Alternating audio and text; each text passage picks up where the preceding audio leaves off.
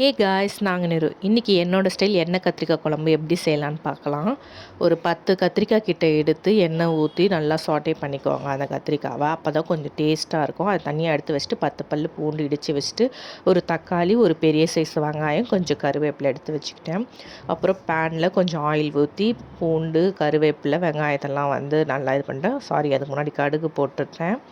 அப்புறம் பார்த்திங்கன்னா தக்காளி போட்டு நல்லா வதக்கிட்டு கொஞ்சம் இதானோடனே அதில் கொஞ்சமாக மஞ்சத்தூள், 2 டேபிள் ஸ்பூன் அளவுக்கு மிளகாய்த்தூள் போட்டுட்டு, குழம்பு மிளகாய்த்தூள் தாங்க, தனியா அதிலே மிக்ஸ் ஆகிருக்கும். ஸோ போட்டுட்டு அப்புறம் கொஞ்சம் உப்பு போட்டு தண்ணி ஊற்றி நல்லா கொதிக்க வைக்கணும். கொதிக்க வச்சதுக்கப்புறம் பார்த்திங்கன்னா கத்திரிக்காவை போட்டு கொஞ்சம் புளி தண்ணி ஆட் பண்ணி இறக்கிட்டால் குழம்பு ரெடி ஆகிடும். நான் மேரேஜ் ஆகிட்டு இங்கே வரும்போது, மாமியார் வீட்டுக்கு வரும்போது தோசை கூட சுட தெரியாமல் தான் வந்தேன். அதுக்கப்புறம் அப்படியே செய்ய கற்றுக்கிட்டேன். பாய் காய்ஸ், நெக்ஸ்ட் வீடியோவில் பார்க்கலாம்.